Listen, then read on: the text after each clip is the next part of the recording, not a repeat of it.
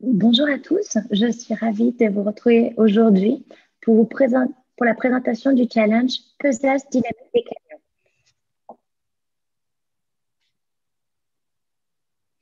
Donc, sans plus attendre, je vais demander à Monsieur Mohamed Assou, directeur régional des ports d'El Jadida et de l'ANP, de me rejoindre pour pouvoir nous présenter le challenge en plus de détails. Merci. Bonjour tout le monde.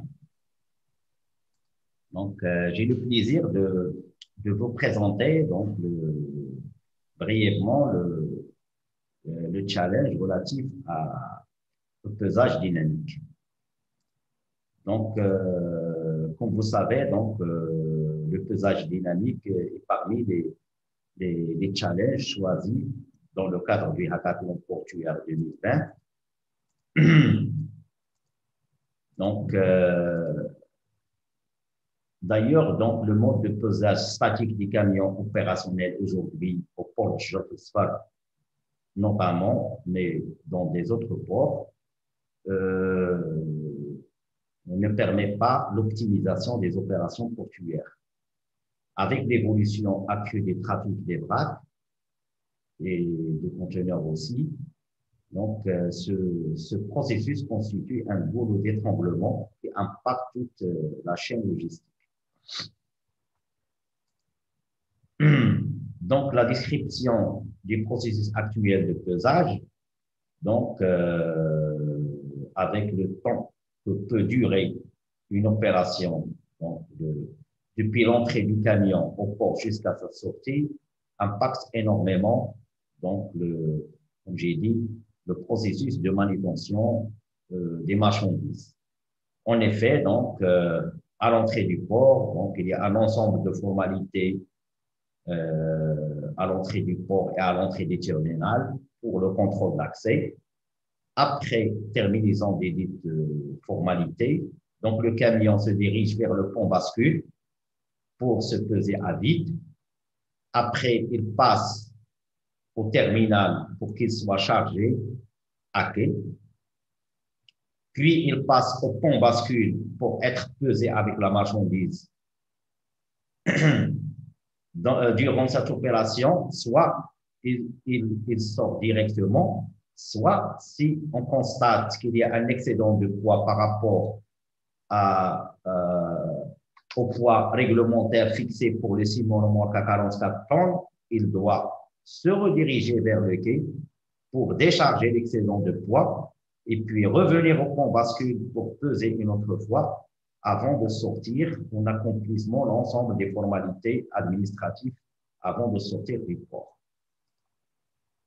Les contraintes de ce processus sont nombreuses, à commencer par le fait que le pesage se fait dans un seul point à la sortie du terminal, ce qui constitue un goulot d'étranglement et nécessite un temps additionnel pour peser. D'autant plus que le système de pesage est distinct du système de contrôle d'accès à l'entrée et à la sortie. Donc, le temps de pesage, c'est un temps qui impacte et qui s'additionne aux autres formalités. Puis, la deuxième contrainte, c'est le mode de pesage actuel est relativement lent, ce qui ralentit le processus de livraison de marchandises. Il est aussi, le processus actuel n'est pas relié au système d'information des autorités, ni de Portnet, ni des exploitants. Il n'est pas dématérialisé. On continue toujours à utiliser des bons en papier. Et finalement, comme j'ai expliqué sur le processus, pour respecter la réglementation en vigueur, notamment la limitation de la part et des tonnages du camion sur numéro à 44 tonnes, le système actuel n'assure pas la maîtrise de la quantité à charger en une opération. Parfois, on a besoin de plusieurs allers-retours avec le quai pour décharger l'excédent et repeser pour se limiter à 44 tonnes. Donc, toutes ces contraintes rendent ce processus un maillon faible dans la chaîne logistique de manutention des vracs dans les ports marocains. L'objectif donc qu'on attend dans le cadre de ce challenge, c'est la mise en place d'un système de pesage de camions. Premièrement, il faut qu'il soit intelligent, puis intelligent dans le sens où donc il doit être connecté au système d'information pour permettre d'échanger d'une façon donc numérique les données sans besoin de papier, sans besoin de revérifier à chaque fois avec les autres autorités, notamment les douanes, les exploitants, l'ANP, les formalités d'accès, etc. Il faut qu'il soit agile, ça veut dire facilement adaptable aux différentes configurations des terminaux. Comme vous savez, donc, dans les ports, à chaque fois, il y a des changements. Le fait d'installer un pont bascule rigide dans son endroit, donc à chaque fois, il faut le changer. Pour le changer, c'est un investissement très lourd en temps et en moyens financiers. Donc, on s'attend à un système agile, facilement déplaçable. On peut le mettre là où on veut facilement, sans besoin de travaux lourds en génie civil ou bien de réadaptation par rapport à la configuration des terminaux. Il faut qu'il soit rapide et précis. Donc, précis et évident pour pouvoir garantir donc, les intérêts de tout le monde.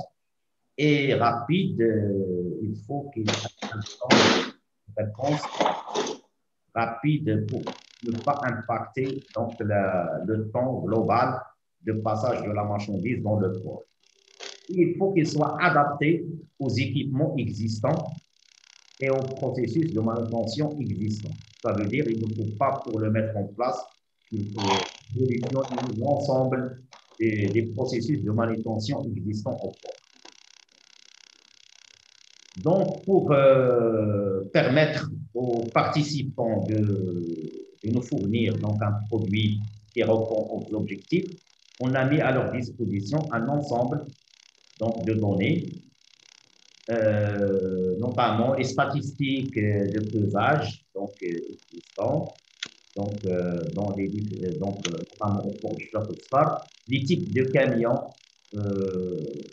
concernés par ce processus, la description des processus actuels en montrant l'ensemble des contraintes et des insuffisances constatées, et puis des références bibliographiques en matière donc, de pesage. Donc, je rappelle que ce challenge est présenté en partenariat avec l'Université Chouaïb Kali, donc, qui bien entendu, donc on a avec nous donc un ensemble de professeurs spécialisés pour encadrer donc les participants et éventuellement mettre à leur disposition des références bibliographiques disponibles à l'université. Donc, je vous remercie pour votre attention et je reste à votre disposition pour des compléments d'information ou éventuellement des questions. Merci. Merci beaucoup, Monsieur Assou, pour cette présentation du challenge sur le pesage dynamique des camions. Je vais demander maintenant à Madia Yessari et à Najwa Fengashi. Donc, Madia Yessari qui est professeur-chercheur à l'UCD et Najwa Fengashi qui est doctorante à l'UCD, de nous parler des techniques de pesage dynamique des camions. Donc, bonjour, est-ce que je peux partager mon écran? Allez-y, c'est à vous, vous pouvez y aller. Merci. Donc, c'est bon? Vous arrivez à voir? Oui, c'est parfait. C'est parfait, ok. Donc déjà, je vous remercie pour cette occasion, pour partager ce savoir d'une façon un petit peu comme j'ai entendu parler tout à l'heure à l'international, je vais dire. Euh, déjà, je veux parler du pesage dynamique des camions et je vais vous dire que nous, sur quoi on est en train de travailler actuellement, c'est plutôt d'un point de vue général. Ça veut dire qu'on ne se limite pas au transport au contrôle de marchandises, mais on s'est attaqué aussi au volet contrôle sur les autoroutes. Donc là, je ne vais pas tarder ici. Je pense que M. Hassou a déjà parlé de la problématique, du fait que déjà nous, on s'est intéressé à cette problématique parce qu'on a un certain, je vais dire, patrimoine routier à prévenir des dégâts qu'on voit souvent dans les infrastructures. Et puis aussi pour tout ce qui est pollution atmosphérique due au fait qu'on a des surcharges vis-à-vis des véhicules dans nos routes.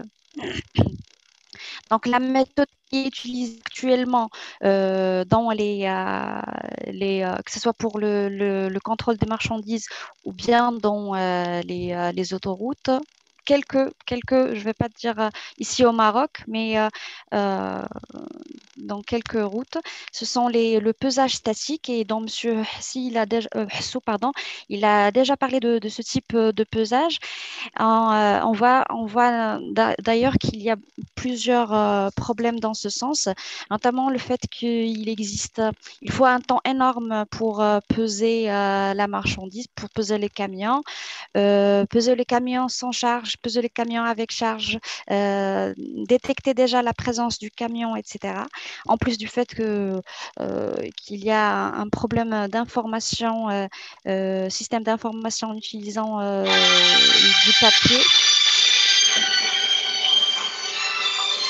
Donc, pour remédier à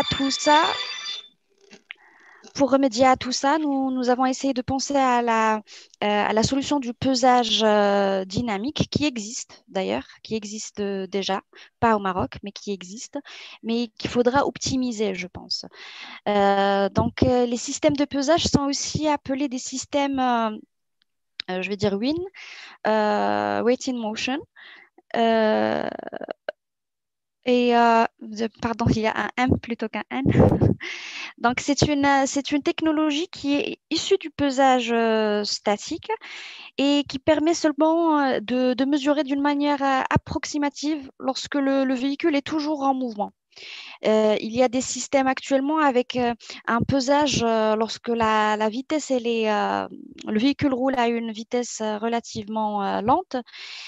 Et il faudra optimiser de telle sorte à ce qu'on puisse peser même à de grandes vitesses, à des vitesses un petit peu plus grandes pour aussi avoir un gain important en termes de temps de pesage.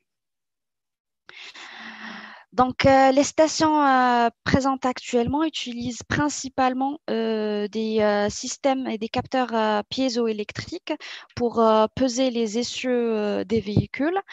Quand je dis capteurs piézoélectriques, ce sont des capteurs qui, une fois on leur applique un chargement donné, ils sont capables de traduire ce chargement en un signal électrique qu'on peut déchiffrer, qu'on peut relier à la masse du véhicule. Donc, il existe actuellement 3 technologies qui sont utilisées. Ce sont les piézopolymères, les piézocéramiques et les piézoquartz. Donc, les piézopolymères, ce sont des matériaux piézo à base de polymères. Ils représentent un faible coût et une grande sensibilité, une assez importante flexibilité aussi. le signal va varier selon la position des roues sur les capteurs, ce qui peut causer un certain inconvénient de mesure. C'est pas la même chose si le camion il passe par une position centrale du capteur comme il passe par les positions latérales. Donc ça fait partie des inconvénients auxquels on veut remédier. Il y a aussi le fait que ces piézopolymères sont très sensibles à la température et leurs propriétés peuvent varier en fonction de la température. Donc il y a aussi les piézocéramiques. Donc, ils sont en termes de stabilité des propriétés, je peux dire qu'ils sont plus importants que les piézopolymères, mais ils représentent aussi une certaine difficulté d'utilisation en termes de fragilité de ces matériaux. Et c'est pour ça qu'ils sont un petit peu difficiles à transporter sans avoir vraiment de dégâts sur les capteurs. Il y a aussi les piézo-quartz. Les quartz sont les plus performants en termes de conversion piézoélectrique. Cependant, leur mise en œuvre est un petit peu compliquée et leur prix est élevé. Donc, on voit que les différentes technologies actuellement utilisées représentent certains avantages, mais aussi des inconvénients auxquels il faudrait remédier. Lors du problème de pesage, il y a un point qui est très important, c'est la précision sur le poids. Il existe actuellement des systèmes qui représentent une assez importante précision. Cette précision est donnée selon deux normes différentes. Il y a une norme américaine et une norme européenne. Donc, il faudra, une fois conçu, on devrait pouvoir estimer la précision du système via une des deux normes afin de dire est-ce qu'il peut concurrencer les systèmes qui existent actuellement. Donc, dans les stations, il y a différentes parties. Il n'y a pas que les capteurs.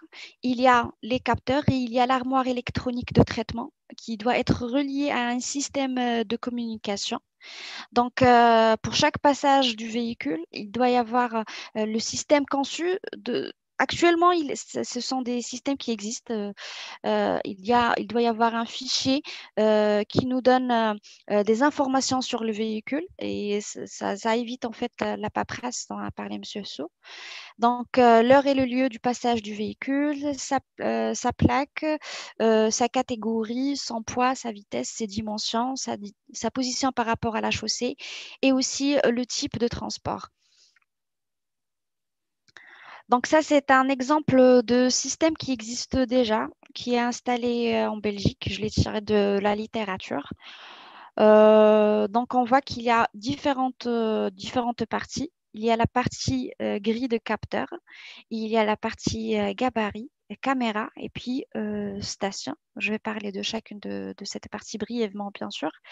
Donc, pour la grille de capteur, donc on a des boucles électromagnétiques qui sont sensibles à la masse métallique des véhicules. Ils détectent en fait l'enveloppe du véhicule lorsque le véhicule passe et ça nous permet de calculer la longueur pour détecter aussi, pour déclencher aussi les caméras.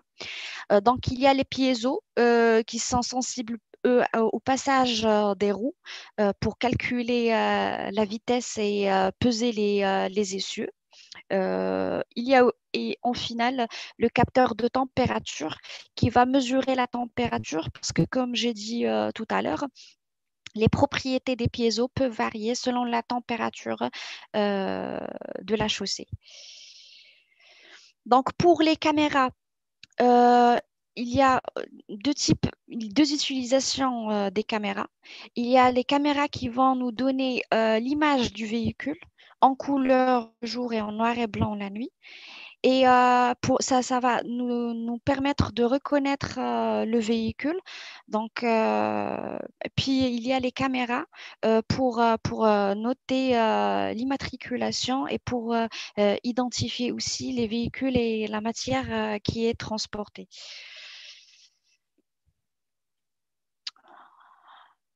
Pour le gabarit, c'est pour réaliser un balayage en fait pour la hauteur et la largeur des véhicules.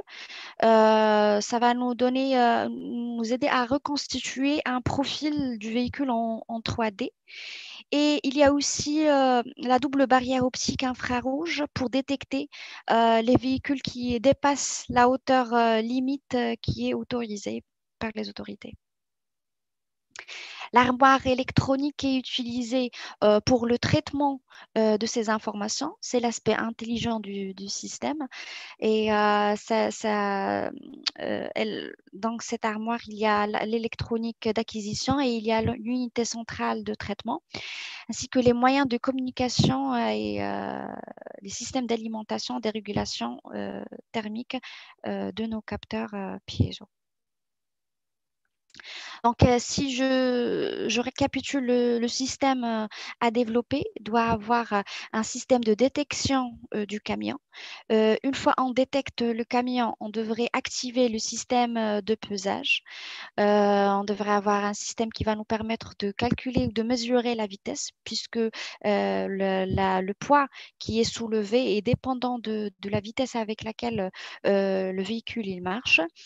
Une fois on a le passage du camion, du véhicule lourd sur la grille de capteurs. Donc, ces capteurs doivent être assez précis, assez robustes aussi pour tenir le poids et le chargement des camions. Il faudra mesurer la masse. Il faudrait avoir la transition entre chargement, signal piézo électrique ou autre système s'il y a d'autres systèmes proposés et traduit en masse. Puis, il y a une comparaison avec la masse qui est autorisée. Si c'est utilisé pour le contrôle de marchandises, on essaie de voir est-ce que c'est la marchandise qu'on cherche à transporter, c'est le poids qu'on cherche à transporter. Si c'est pour l'utilisation dans les autoroutes, c'est plutôt pour avoir une comparaison, une signalisation aux autorités pour dire que ce camion, il dépasse le chargement demandé. Donc, on a deux parties distinctes. C'est la partie informatique du système et la partie technique du système. Dans la partie technique, c'est le système qui va mesurer le poids. Et dans la partie informatique, il y a le traitement d'image qui va nous donner les informations sur le camion, les dimensions du camion, la distance entre les essieux. Et toujours dans la partie informatique, il y a la comparaison entre le poids qui est soulevé et le poids permis pour ce véhicule. Je pense que j'ai soulevé les différentes parties de la problématique. S'il y a des questions, je reste à votre disposition. Comme j'ai dit, actuellement en train de mettre en place un système de pesage au niveau laboratoire dans l'UCD. Donc, je serai ravie à répondre à vos différentes questions. Merci. Merci beaucoup. Alors, pour rappel, les questions se font après la présentation pour que les participants puissent écouter tout et poser des questions après pour pas qu'on puisse, pas qu'on mélange tout. Donc, du coup, je ne sais pas si Madame Fengachi voulait rajouter un petit mot sur les techniques de pesage dynamique des camions. Je ne sais pas si vous souhaitez intervenir. Bonjour. Je pense que la majorité des informations sont déjà élaborées par mon co-encadrante, Madame Mediha. Ce que je peux ajouter sont l'importance du pesage dynamique afin de protéger les infrastructures et afin de gagner soit en temps pour les contrôleurs, soit pour comment dirais-je, c'est un moyen de contrôle et de surveillance. On sait tous les dangers ou les risques causés par le surpoids ou tout excès de poids augmente les risques des accidents. Si on cherche la sécurité routière, on peut contribuer à ça. en élaborant ou en réalisant des systèmes de pesage, par exemple, comme une sorte de contribution à la sécurité routière. Très bien, merci beaucoup pour cette intervention. Oui. Sauf si vous souhaitez rajouter quelque chose. Mais sinon, je vous propose de passer au descriptif et contraintes du processus actuel du pesage des camions dans les ports. Non, je me trompe. On va passer d'abord au pesage dynamique des camions à l'échelle internationale pour avoir une vision un peu plus globale. Et donc, je vais demander à Frank Janssen, International Expert on Trade Facilitation and Cross-Border Management, et sans me tromper, Lies Chebrek, qui est aussi consultant et sans avoir le titre exact, je sais qu'il est en train de mettre en place des solutions en plus au Maroc. Donc, je les laisse prendre place et nous parler un petit peu plus du pesage dynamique des camions à l'échelle internationale et ce qui est fait aujourd'hui. Oui, merci beaucoup, Adelaide. Donc, effectivement, Lies va compléter ce que je vais partager avec vous. Je propose que je change peut-être en anglais et je voudrais d'abord attirer votre attention qu'en bas de l'écran, vous avez un bouton en bas à droite qui s'appelle Interprétation avec un globe qui est et donc si vous poussez dessus, vous pouvez changer de langue et avoir l'interprétation donc ensuite de l'anglais en français. So I will make my presentation in English because I have seen from the request for interviews that there are many people who are English speaking and therefore perhaps it's good to make a bit of alternation between French and English. So first of all, I would like to say, why do we weigh, not only in Morocco, but in general, from an international point of view, why are these lorries weighed? And to answer that question, you have especially to look at the direction. So we're mainly talking about the ports here. So you have the export, so coming from inland and going onto the vessels and then to their destination, or import, so goods unloaded from the vessels and then loaded on trucks and going to their final destination. So first for export, there is an international convention which obliges the containers to be weighed. The reason is that there have been accidents with vessels in the past where the uneven distribution of container weight on the ship has caused the accident. So now, since about 5 years, there is an obligation to weigh every container before it's loaded on board. So that already generates quite a bit of traffic which needs to be weighed. And then also there are additional ways, especially for what we call vrac, so goods which are not either packed in containers or on pallets and so on. So to do that, we need to know how much is loaded. So each of the vehicles are weighed before they're unloaded and then the goods are loaded on the ship. And the same is true for the import side, where it is especially bulk goods which are weighed when they are imported and unloaded from the vessel.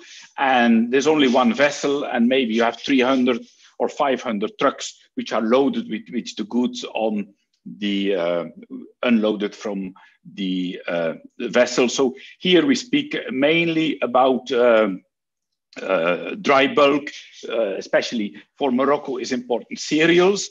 And also in general, you can have minerals as well, which are dry bulk. And then there exists, of course, liquid bulk, which are mainly petroleum products, which normally need to be weighed. If from one ship there is only one client, then normally there is a method called surveillance by which the actual weight which is unloaded from the vessel can be calculated. But if you have several importers or at the export side, several clients on the other side of the ocean, you need to know exactly who gets what. And therefore you need to weigh the lorries so that form the cereals, for example, that you know exactly that every client had its part of the cereals which come from the ship. So it's important to understand the reasons why you have to weigh. And as has been indicated, the weighing itself is quite time consuming, because you need to know exactly the weight of the goods which are imported or exported. But you can weigh, as has been explained by the colleagues before. Normally we weigh the trucks. So the easiest solution is to weigh the trucks twice. It's once they are empty and once they're loaded. A bit more sophisticated for ports is when a truck has goods incoming and outgoing. So for example, the truck comes loaded and brings goods for export. It's weighed at the entrance, so you have the full weight with the goods going to be exported. Then it's unloaded. Then you weigh the empty truck, so with no goods on board. And then it's loaded again with other goods which are imported, and you weigh again. So in 3 weighings, then you can cover an import and an export consignment, which gives you a gain in time and also a more efficient use of the means of transport in relation to the port. So that's important to know. So how is this done in most of the ports abroad? You can either do it decentralized or centralized. And with decentralized, I mean for export, for example, for containers, you can have weighing stations outside the port, or dynamic weighing places, as has been indicated by the previous speaker. So the weight is established before it enters into the port. In several ports, and together with some Moroccan colleagues, we have visited the port of Valencia. They have a network of weighing stations which are electronically linked to the port operation system, and therefore also to the terminal operating system. And people can weigh their trucks empty, which is registered together with, as has been explained, with cameras. And then they know exactly the identity of the truck. They know the empty weight. Then later on, the truck comes again loaded. Again, the number plates are identified, and the weight is established and automatically transferred to the port authorities and then onwards to the terminal operator. So that is already very helpful. So it's a system by which you can take away the heavy task of weighing of the trucks at the port, which creates also a lot of traffic problems because of especially of the waiting queue and the cycles that have to be made for the empty weighing and the loaded weighing. So that is one solution which have been tried in several ports. The other approach is centralized weighing, and there normally the weighing is done at the level of the terminals. Abroad, most of the modern installations of ports, they also have an installation for safety and security, which means that there is like you could say a corridor through which the trucks slowly enter, and the number plate is automatically identified. The trucks and the containers are filmed, or at least pictures are taken. This has to do with possible claims for damage. Also, the identity of the truck driver is established, normally with badges. And so everything is known, and at the same time, in this tunnel, the weight is established. The normal practice, I must admit, is that this is still static weighing. The weighing in motion, which has been explained, exists, and the Belgian example was given. I know examples also in Italy. So it exists, but it's mainly on the road traffic. It's mainly to prevent damage on the roads and accidents on the roads. For the port, this is not a common approach that has been established. It exists also for railroad, where the wagons are weighed, and for that, it is something that can be used for ports.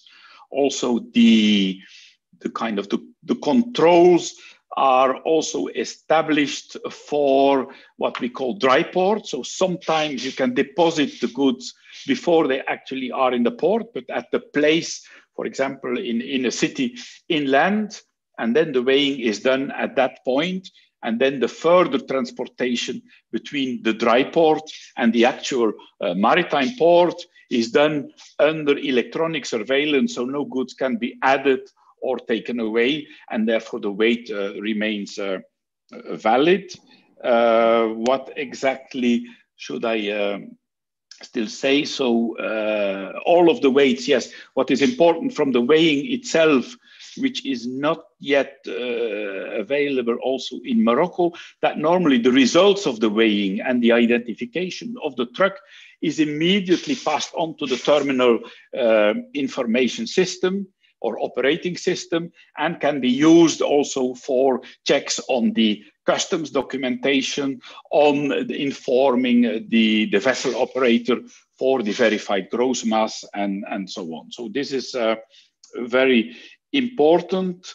I also should say, as a last remark, is that we have made available on the site here of the challenges quite substantial documentation. This is why I have not shared information on the screen at this point in time, but there is an information note. There is an infographics, which kind of clearly but simply explains the current procedure for weighing and the necessity for weighing, and then a number of slides which exactly inform you of the procedures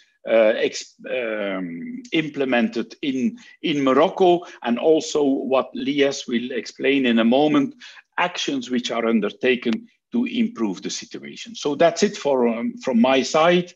And if Adelaide agrees, then I will hand over to Lies Chebrek, who will explain you in more detail the modernization initiatives which are being done at the moment. Thank you very much for your attention, and questions can be asked later.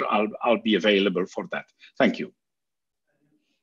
Thank you, Frank. And of course, I'm okay with Lies taking over. So up to you, Lies, now to talk to us. Excellent. Thank you very much, Frank. Bonjour à tous. Moi, je vais faire en français.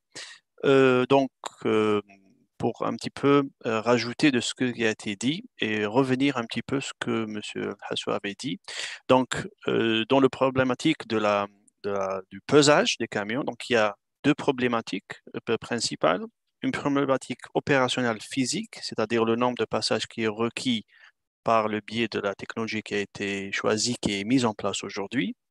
Et un deuxième défi qui est aussi le côté documentation. Et donc, moi,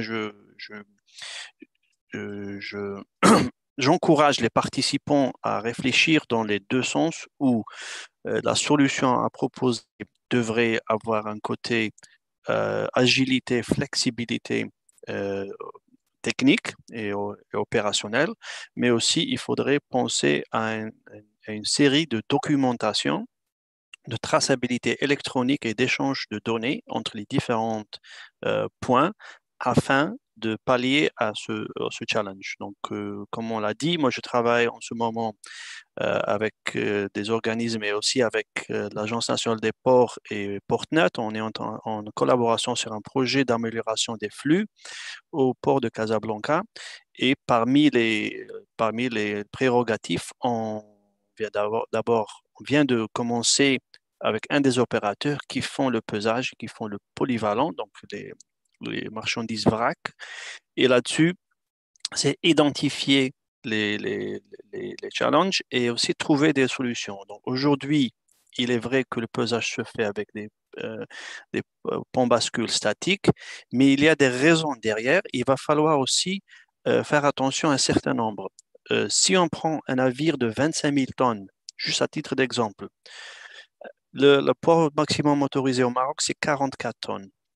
Un camion à benne, camion remorque à benne, en moyenne, il pèse entre 13 et 15 tonnes, disons 15 tonnes. Ça veut dire que ce camion, en général, il va transporter, à la limite de la loi, 29 tonnes de marchandises.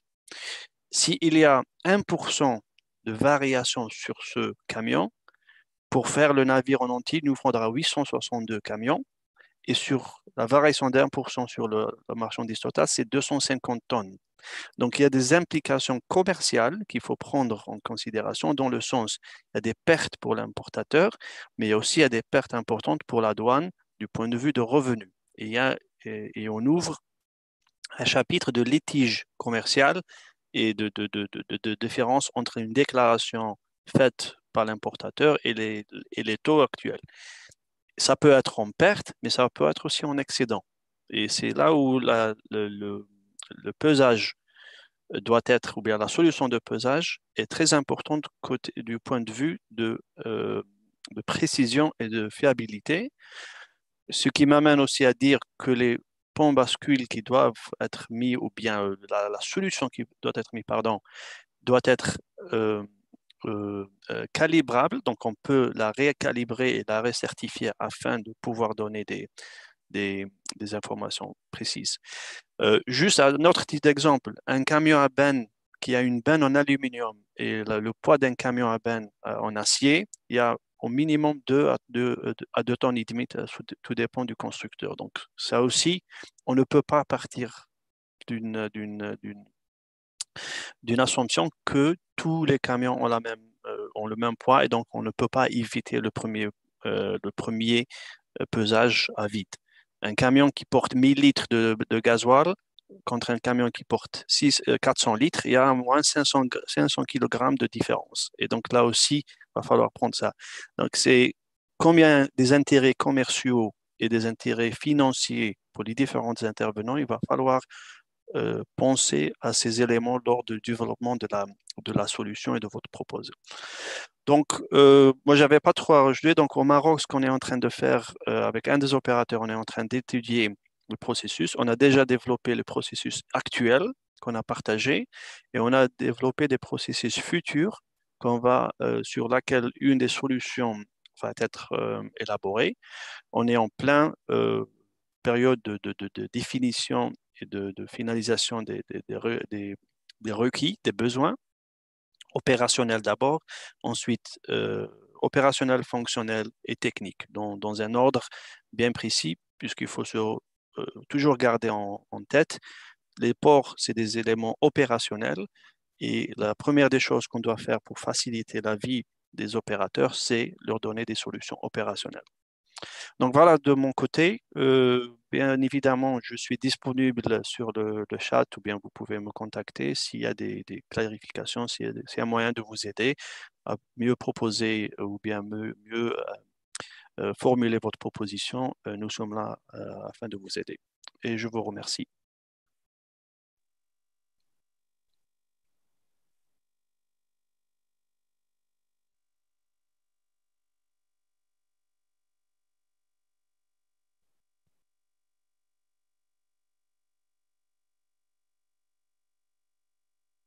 Adélaïde, je vous rends le micro.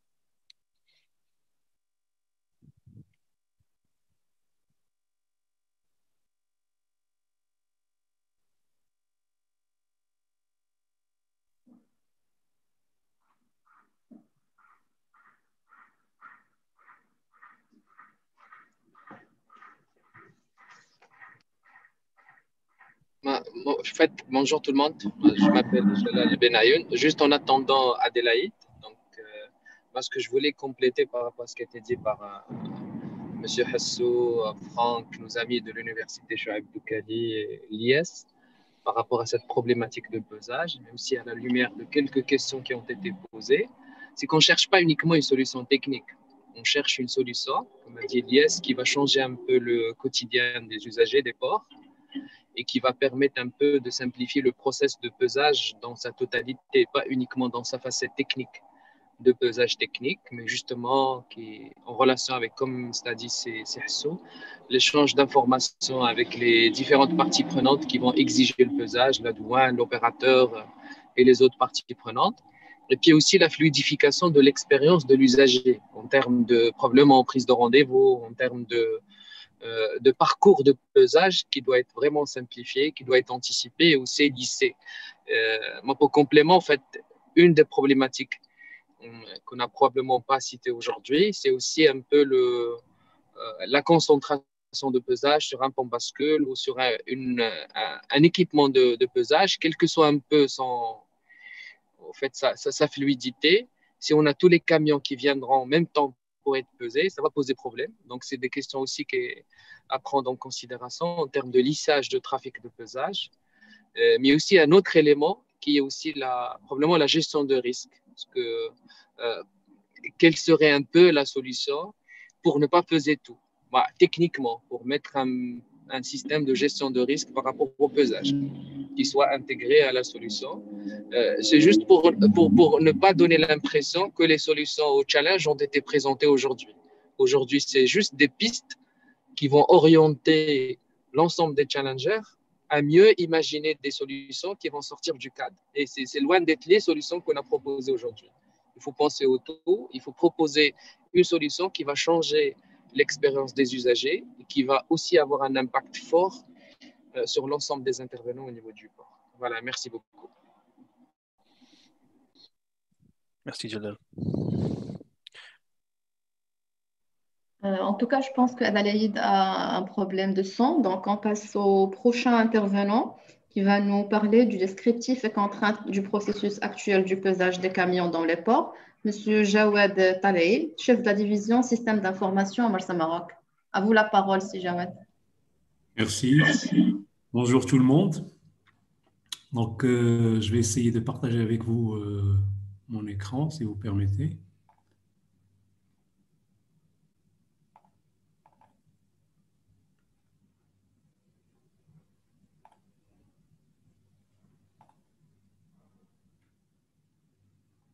Est-ce que vous arrivez à voir? Oui, parfait. Oui. Très bien. Donc, nous, en tant qu'opérateur, Marsa Maroc, donc, au port de Jorf Lasfar, donc on fait la prestation de pesage, donc à côté des prestations de manutention et logistique. Donc, je vais essayer de vous présenter un petit peu le process de pesage ici à la DEPJ, au port de Jorf Lasfar. Donc, nous sommes principalement un port qui traite les marchandises diverses et le vrac, donc le polyvalent. Donc, on va voir un petit peu l'infrastructure du pesage ici au port. On va passer pour voir la cartographie du processus pesage qui se fait au port de Jorf Lasfar. Et après, on va énumérer les points forts et points faibles de l'opération du pesage. Donc, pour l'infrastructure, donc Marsa Maroc au port de Jorf Lasfar, donc nous avons 4 ponts bascules qui travaillent 3 fois 8 heures, 7 jours sur 7. Nous avons aussi une application de pesage qui est automatisée. Et nous avons un système de contrôle d'accès et vidéosurveillance au niveau des ponts bascules. Alors, pour le processus, donc là, est-ce que vous arrivez à voir la cartographie là? Oui, on voit, mais c'est petit parce qu'on voit un peu ta vue dans l'ordinateur. Ce n'est pas en mode projection, c'est en mode présentateur.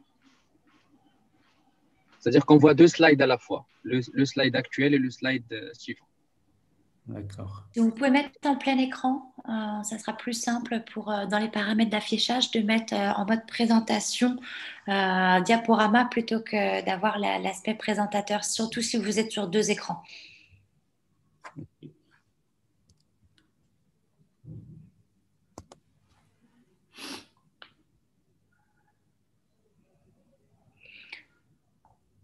Faut que vous alliez en haut dans paramètres d'affichage. Normalement, ça doit être bon. Normalement, je dois peut-être...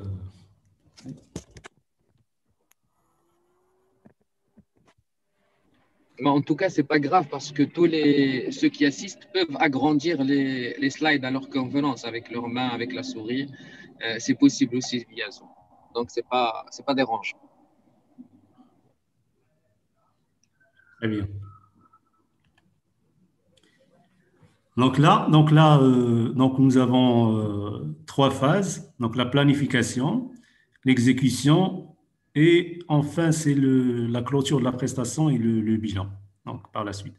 Donc, au début, donc, il y a l'arrivée du client qui commande la prestation de pesage. Donc, au même titre, sur Portnet, on reçoit les avis d'arrivée et le manifeste, et la DIM aussi, qui arrive électroniquement de Portnet.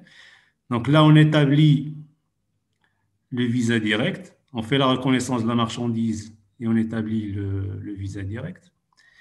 Donc après, on passe à l'affectation du pont bascule ou des ponts bascules qui vont faire l'objet du pesage. Donc après, on saisit sur notre système les bulletins de prestation de pesage. Donc en parallèle, il y a la liste des camions qui vont évacuer la marchandise qui est visée par l'ANP. Donc là, c'est au niveau de la planif. Donc après, donc à l'exécution, donc il y a l'arrivée du camion.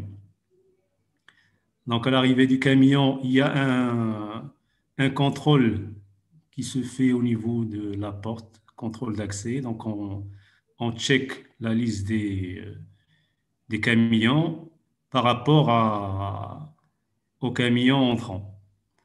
Donc si le camion est dans la liste, donc on lui autorise l'entrée au terminal. Sinon, donc il y a un refus d'entrée. Donc une fois le camion entré, il se dirige vers le pont bascule, donc pour prendre la tare. Donc là, il y a un deuxième niveau de contrôle qui se fait au niveau du pont bascule. Donc ils prennent, c'est un contrôle qui se fait manuel, donc ils prennent les papiers, carte grise, etc. Donc il y a à côté le pointeur de la société et notre agent de sécurité. Donc après, il y a la prise de la tare au niveau du pont bascule. Donc un ticket est remis pour qu'il puisse charger sa marchandise au niveau du quai. Donc une fois la marchandise chargée au niveau du quai, donc il revient vers le pont bascule pour cette fois-ci peser le poids total de la marchandise. Donc là aussi, il y a un autre niveau de contrôle, donc qu'on contrôle au niveau du pont bascule les papiers du camion. Et là, on procède à l'opération du pesage. Donc il se met sur le tablier, sur le pont bascule, et il prend le système, donc il prend les mesures, il les interprète dans l'application de gestion qui va émettre le ticket de pesage. Donc là, il y a un autre contrôle qui se fait, qui est systématique cette fois au niveau de l'application. Donc, il vérifie le poids. S'il n'y a pas un surplus de poids, donc s'il y a une surcharge, c'est-à-dire si le poids il est supérieur à 44 tonnes, qui est donc la limite du poids autorisé, donc il passe au déchargement du surplus. Donc, il revient au quai pour décharger le surplus de la marchandise. Et là, comme l'avait souligné CSC auparavant, donc là, il y a une perte de performance, il y a une perte de temps, il y a beaucoup de contraintes qui sont reliées à ce retour au quai. Donc là, si le poids est bon, donc il est inférieur ou égal à 44 tonnes, donc on émet le ticket de pesage et après contrôle au niveau du contrôle d'accès, donc le camion peut sortir du terminal. Et pour nous, l'opération, donc là, ce cycle-là, il est répétitif jusqu'à épuisement de la marchandise. Et donc le camion, il évacue sa marchandise. Donc là, on passe à la fin de la prestation, donc on clôture la prestation et on passe à la facturation et on fait un bilan avec tout le contrôle d'exhaustivité, les rapports, etc., les KPI, etc. Donc le troisième point, donc je vais vous parler des points forts et des points faibles de l'opération. Donc là, pour les points forts, donc nous avons le pesage qui est automatisé, donc l'application qui permet de systématiser le pesage. Nous avons un interfaçage avec Portnet, donc l'ADUM qui est intégré automatiquement par le biais des messages électroniques, par EDI. Nous avons aussi un interfaçage côté avis d'arrivée, manifeste, etc. Donc là, on a les informations sur la marchandise, son poids, etc. Donc c'est systématique. Donc c'est par échange EDI. Donc les points faibles, donc principalement, c'est donc le problème de surcharge. Donc le retour au quai pour décharger le surpoids. Et là, bien sûr, ça engendre des retards, des pertes de temps, pertes de performance. Aussi, parfois, il y a des avaries marchandises. Une fois déchargés, ils peuvent subir des avaries. Et voilà, donc ça, c'est un petit peu le descriptif du processus et les contraintes qui sont vécues par nous en tant que coopérateurs. Je vous remercie.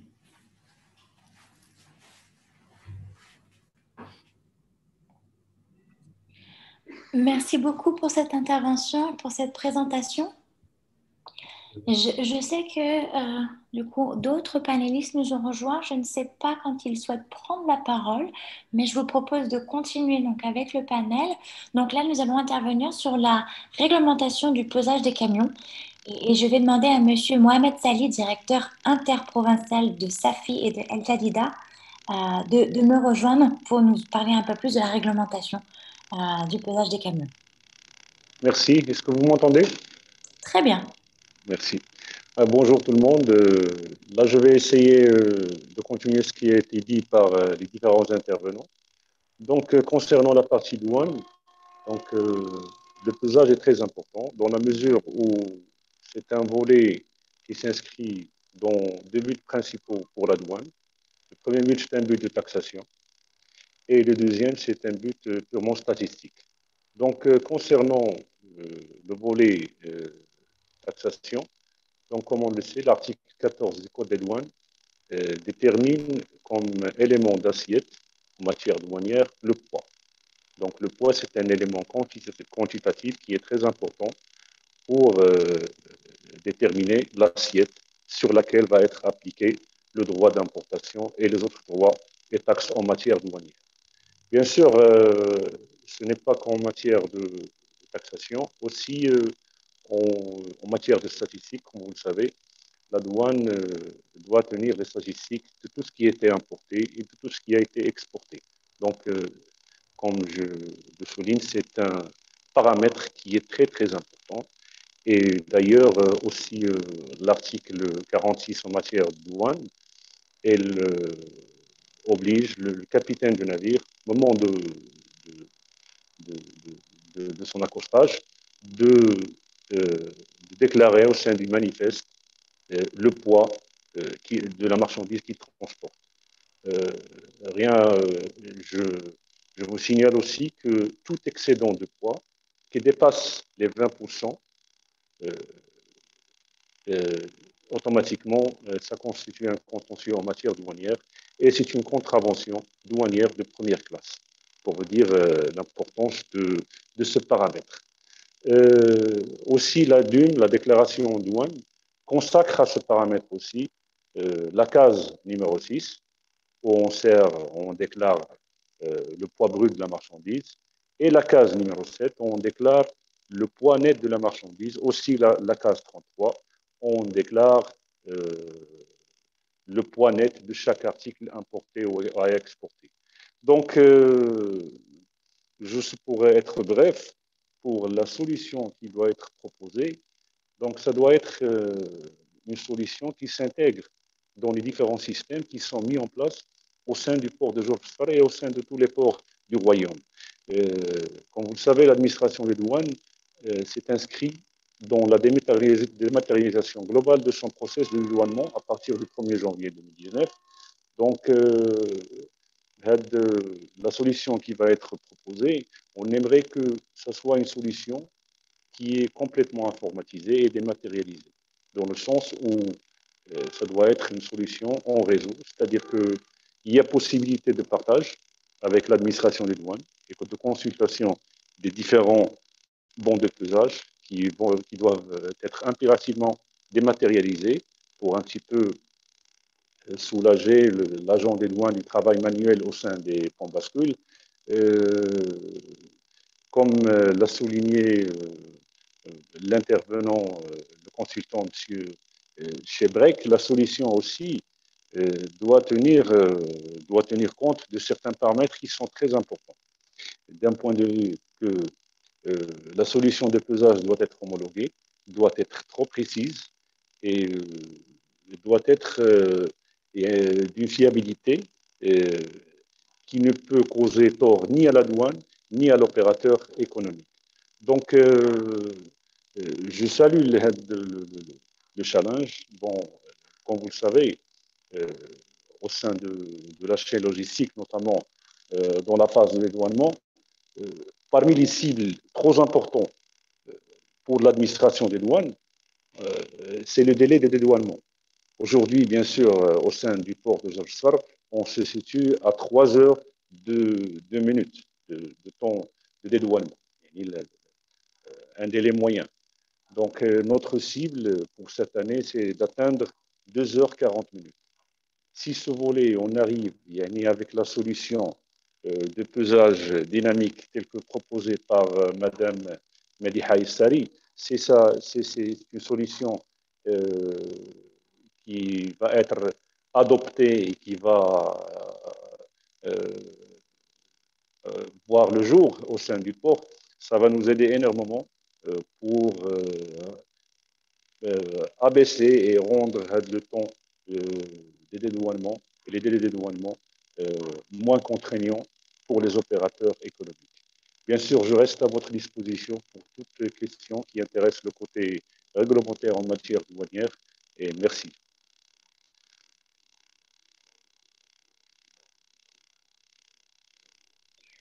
Merci beaucoup pour votre intervention, Monsieur Tali. Merci de nous avoir expliqué la réglementation du pesage des camions. Je pense que des questions seront posées par la suite, une fois les interventions. Avec plaisir. Je vais passer maintenant à l'attente du système du pesage dynamique des camions pour les usagers portuaires. Et pour ce faire, je vais demander à Monsieur Younes Bayan, responsable d'exploitation au CIMAT, de me rejoindre pour pouvoir nous en dire un peu plus sur ces attentes.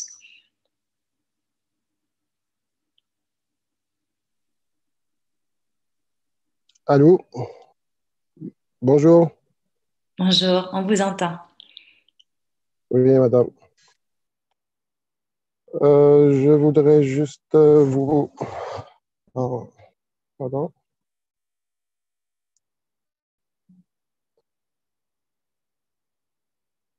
Bonjour. Bonjour, nous vous entendons très bien. Vous pouvez... Merci. Je voudrais juste vous parler concernant la procédure de pesage au sein de CIMAT. Alors, comme vous savez, on a déjà un pont bascule disponible dans les parcelles CIMAT. Alors, la procédure ou bien de pesage, alors en bref, c'est Simon de l'Atlas, il a déjà dans leur compte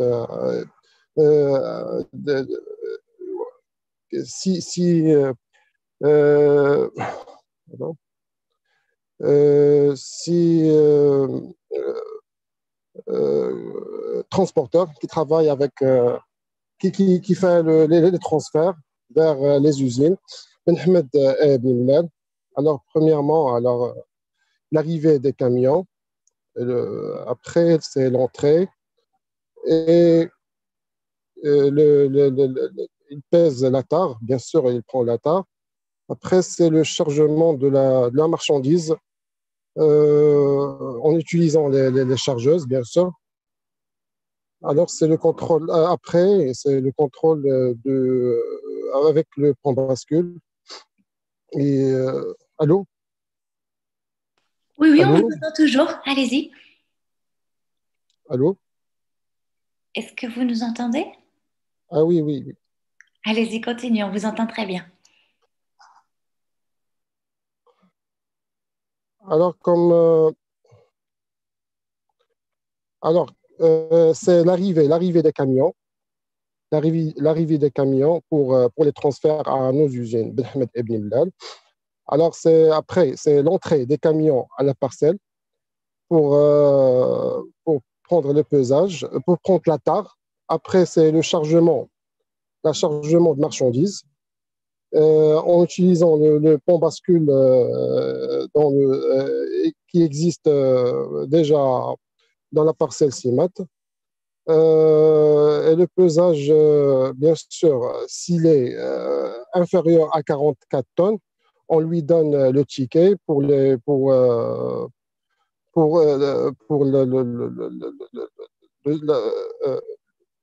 sortie.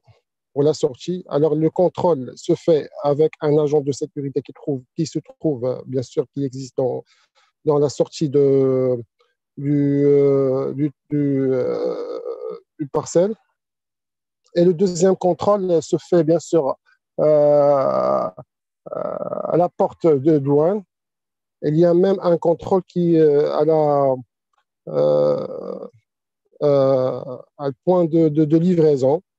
C'est au niveau des usines pour contrôler les camions. Est-ce qu'il est bien sûr est-ce qu'il y a un manque du produit? Des fois, il y a des fuites au niveau des bains, etc. Et c'est bien sûr c'est le transporteur qui assume la responsabilité des pertes. C'est ça. Alors, c'est bon. Merci énormément de votre intervention, Monsieur Bayad. Avant qu'on arrive aux questions-réponses, je crois que Monsieur Rachid Tahri, qui a présenté le challenge pesage dynamique des camions, nous a rejoint. Donc, je crois que ça va être intéressant d'avoir un petit peu son retour sur le challenge et s'il peut nous dire quelques mots, on en serait ravis avant de passer aux questions-réponses. Est-ce que vous nous entendez, Monsieur Tahri? Je vous entends très bien. Merci. Bonjour tout le monde. Je suis désolé parce que je n'arrivais pas à me connecter. Donc, je suis désolé pour ce retard. Je pense que, bon, j'ai pris le webinaire en cours. Bon, nous, on va dire en tant qu'usagers et en tant qu'organisateur de transport au niveau de l'association des Freight Forwarders, nous sommes d'abord ravis pour le lancement du premier hackathon au Maroc. C'est une fierté pour nous, c'est très, très important parce que nous avons comme je l'ai dit l'autre fois, nous avons notre propre hackathon. Donc ça, c'est important et ça sera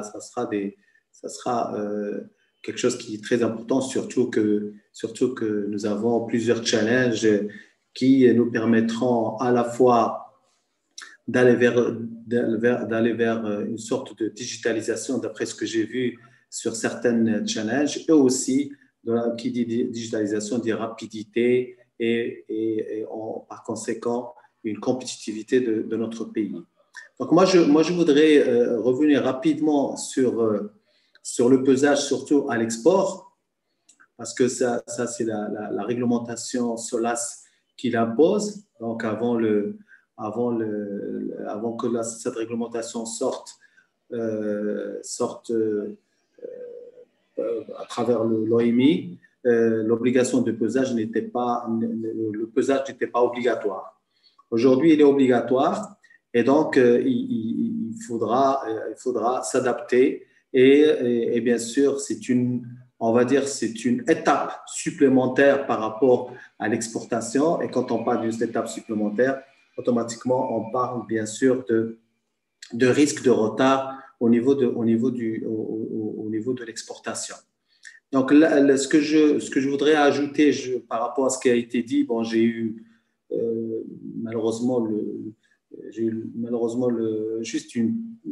assisté juste à quelques interventions. Ce que je voudrais rajouter surtout, ce qui est important, c'est d'abord que les participants partent du principe qu'il faut qu'il y ait une proposition pour la rapidité. Ça, c'est la première des choses. parce que c'est très important, la rapidité, parce qu'aujourd'hui, pour expliquer en gros ce qui se passe, c'est que le camion il part se peser tout seul, après il prend le conteneur, il se pèse une deuxième fois, il part au chargement, il est chargé, il revient, il est encore pesé, et c'est là où on sort ce qu'on appelle le VGM, c'est le Verified Gross Mass. Donc, c'est la vérification du poids brut de la marchandise, ce qui est exigé par la réglementation SOLAS. Donc, sur ces allers-retours, il y a la première, c'est que ces allers-retours font du retard, on consomme du gasoil, on pollue, et donc il y a des frais supplémentaires à chaque fois. À chaque fois, quand on fait le pesage, le premier pesage, le deuxième pesage et le troisième pesage.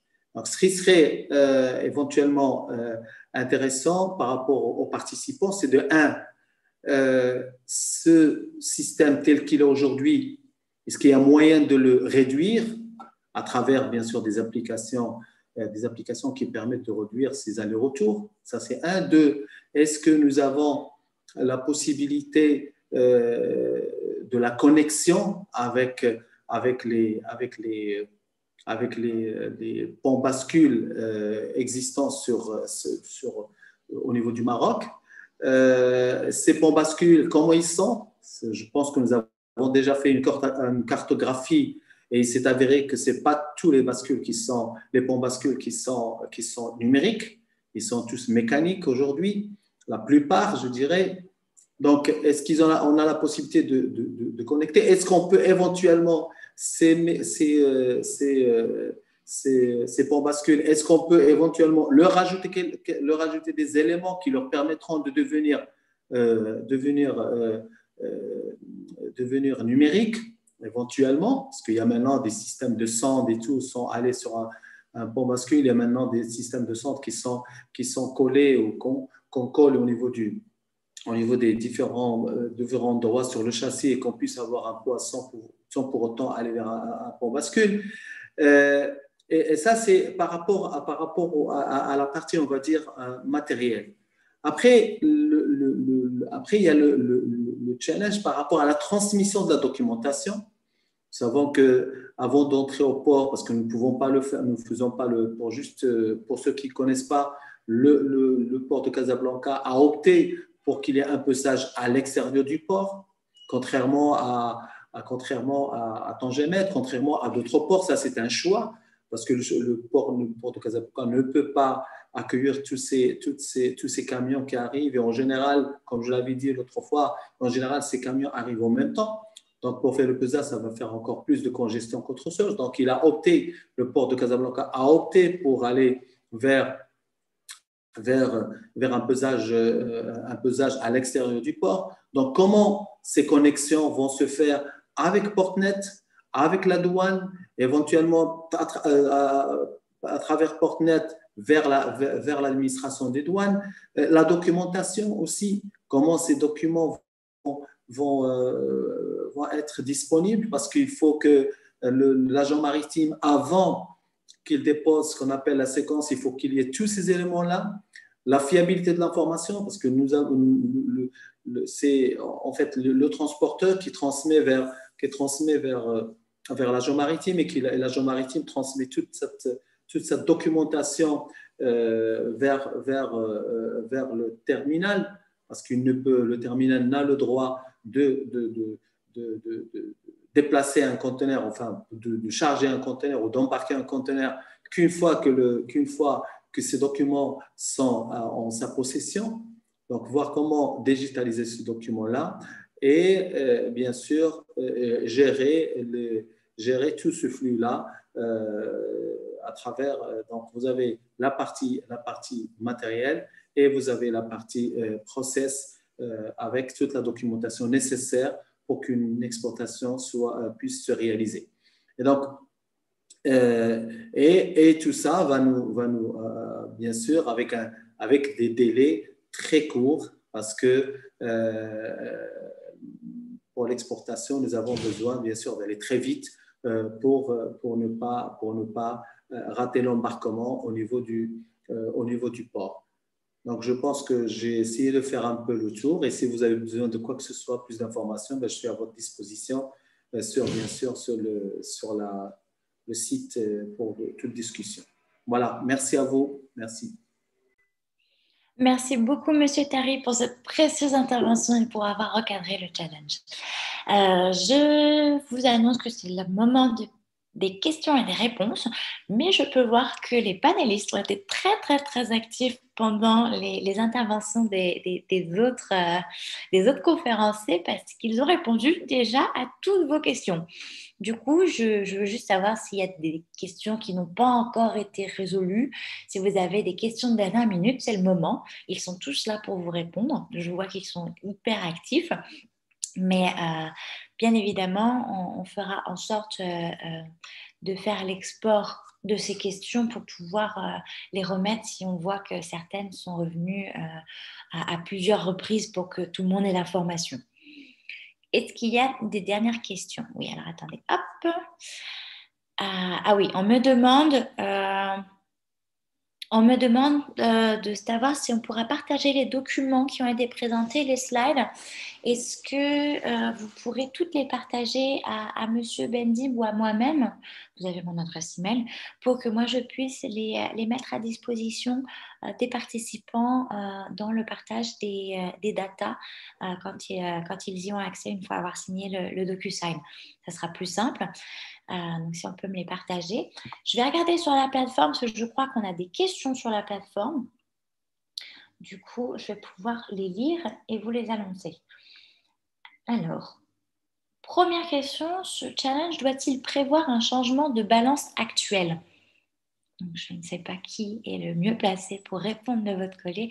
Madame Bortali, c'est le moment où j'aurai besoin de votre aide pour pouvoir me dire quel interprète va pouvoir, quel panéliste doit pouvoir répondre à cette question. Oui, bien sûr. Je pense que c'est Madame Yissari. Vous êtes toujours avec nous, Madiha? Pardon, madame. Oui. Donc, justement, concernant le challenge, donc ça concerne les objectifs du challenge. Donc, comme j'ai dit, donc on n'a pas, donc il y a des critères pour pouvoir donc choisir donc la solution la plus adaptée. Donc, on ne pose pas de contraintes, mais on a fixé parmi les objectifs qu'il faut au maximum s'adapter à l'existant, parce que ça fournira ça permettra de réduire les investissements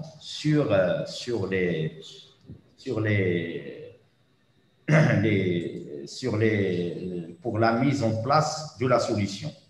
J'ai vu aussi les questions, un complément d'informations pour les questions qui ont été posées, parce qu'on parle, qu'est-ce que ça veut dire le challenge pesage dynamique?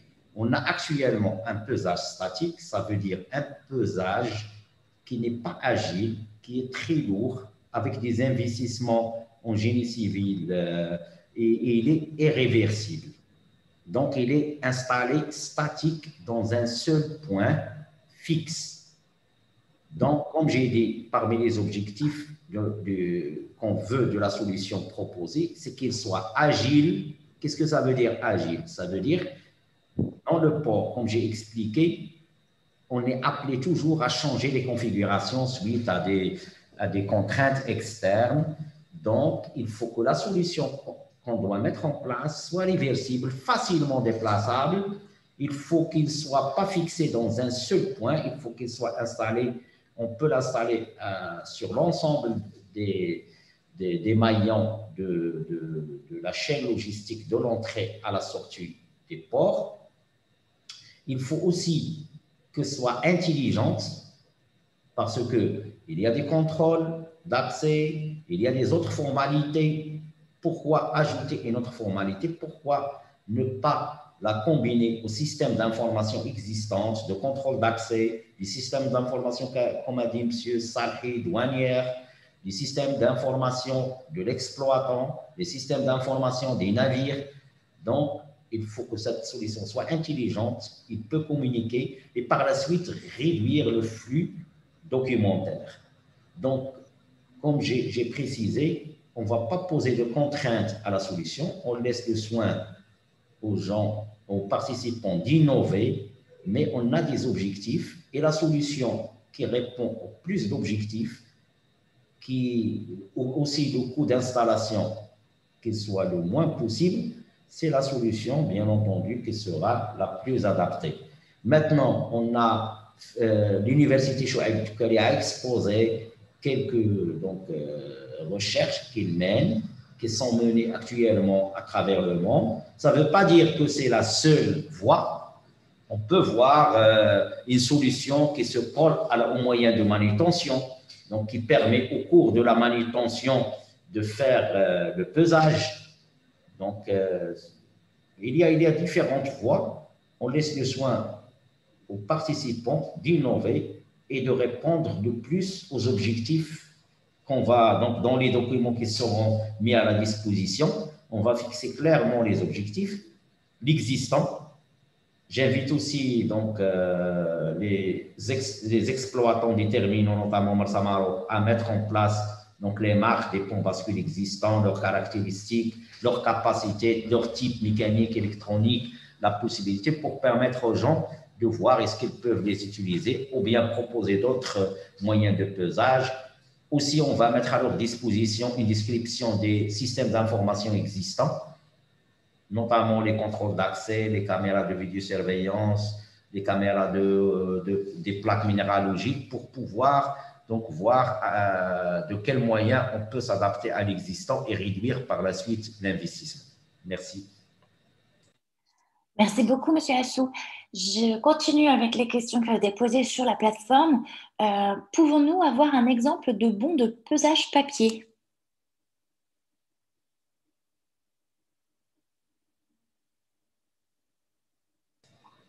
Donc, comme j'ai dit, donc on va essayer donc de préparer une liste en termes de données demandées, notamment les formulaires, les systèmes existants, les équipements existants, une description plus détaillée du processus, et on va transmettre ça pour éventuellement permettre aux participants de répondre aux objectifs des challenges.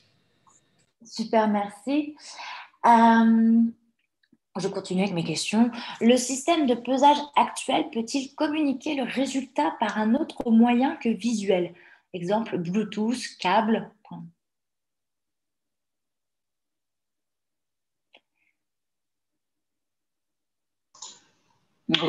Oui, peut-être c'est Franck, peut-être je peux essayer de répondre, en tout cas en partie. Donc, je pense comme M. Tari a dit, les ponts bascules sont en général de mécanique et pas électronique, ce qui fait que le maximum qui est possible, qui sont relayés avec un câble au Terminal Operating System, donc le système informatique du terminal, et normalement ça s'arrête là.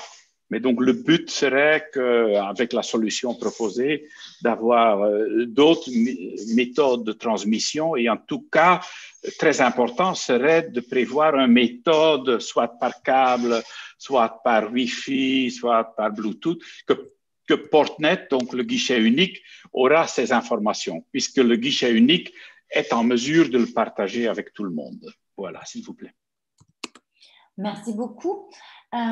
Autre question, si on évite le papier, quel est le justificatif à remettre au conducteur?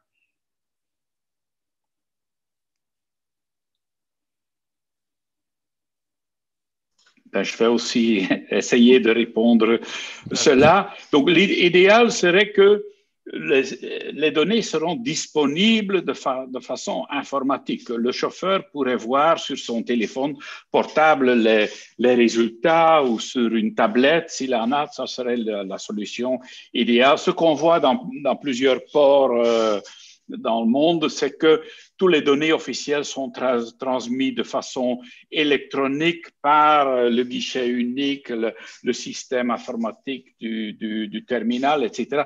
Mais qu'on donne toujours, on imprime un papier pour le chauffeur qui a au moins les données les plus importantes. Souvent, c'est sous forme d'un petit ticket où il a les données les plus importantes. Donc, souvent, on est dans un stade intermédiaire pour l'instant, s'il vous plaît.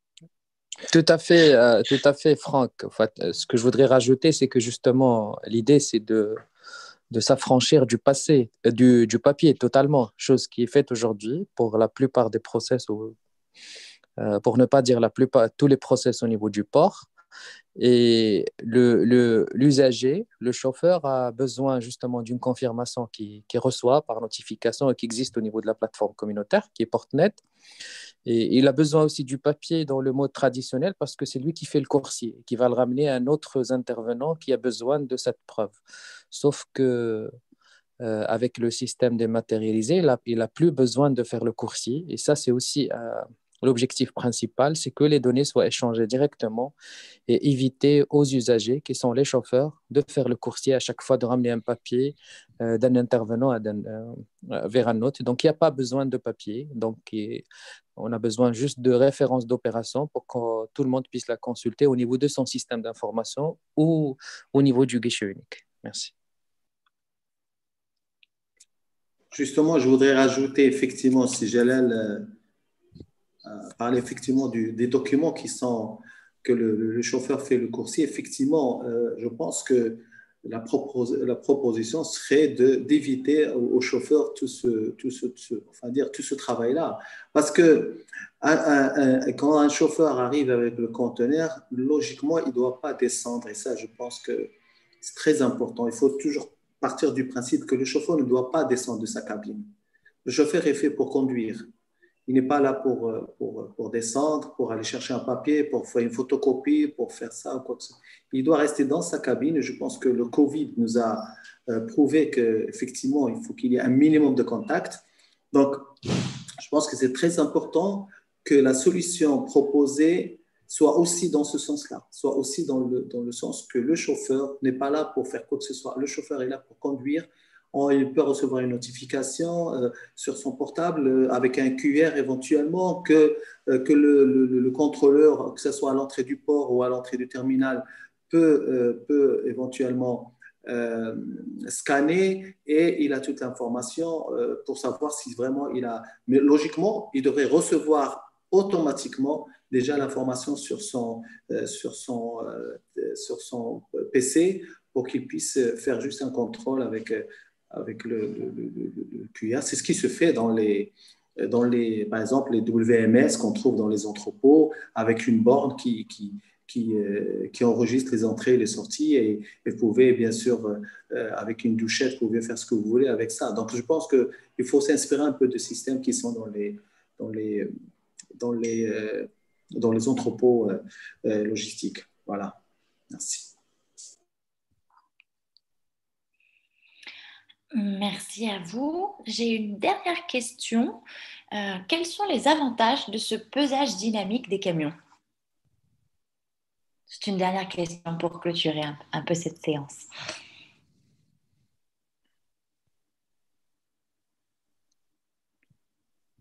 Bon, je vais essayer de répondre, mais j'invite bien sûr mes collègues à rajouter.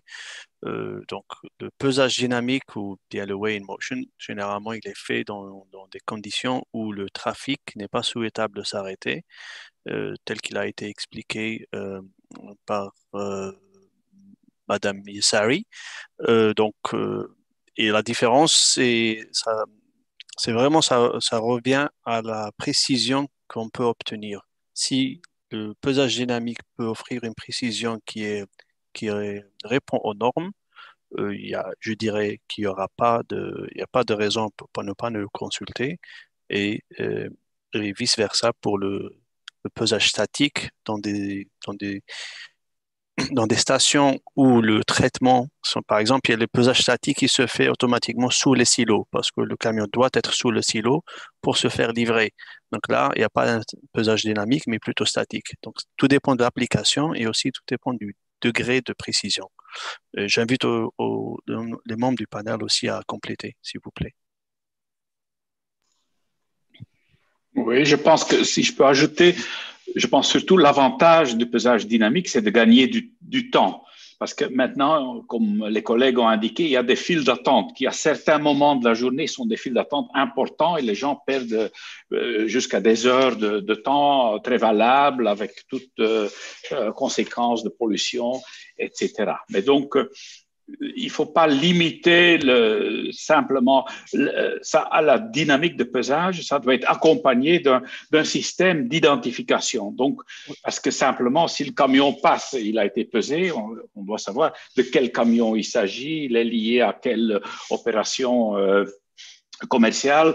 Donc là également, il est à proposer une interface, ce qu'on appelle user interface en anglais, qui reprend donc toutes les informations importantes que le chauffeur et tous les responsables du terminal, du client, etc., peuvent suivre donc la collecte d'informations et donc la notation du poids. Donc c'est double.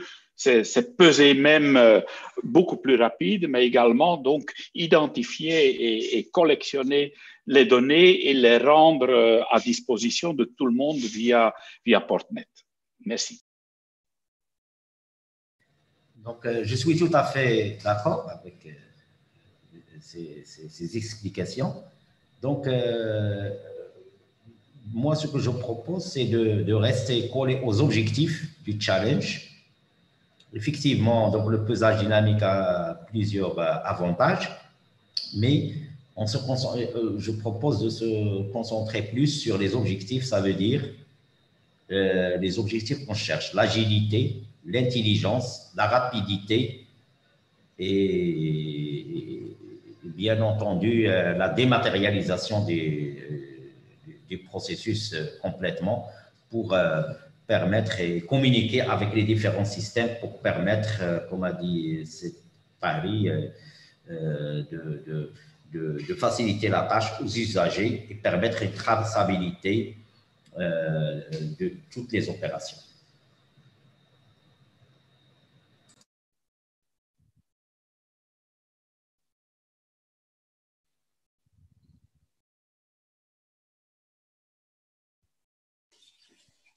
Merci beaucoup pour les réponses à toutes ces questions. Je ne vois plus de questions de la part des participants. Donc, je pense que si vous n'avez pas d'autres mots à rajouter, je pense que nous pouvons terminer cette session sur le pesage dynamique des camions.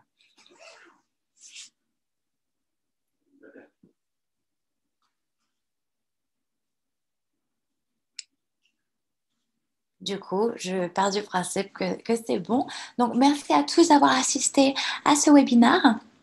Je vous dis à très vite, à cet après-midi pour ceux qui vont suivre le challenge sur les certificats d'origine. Donc, c'est à 14h.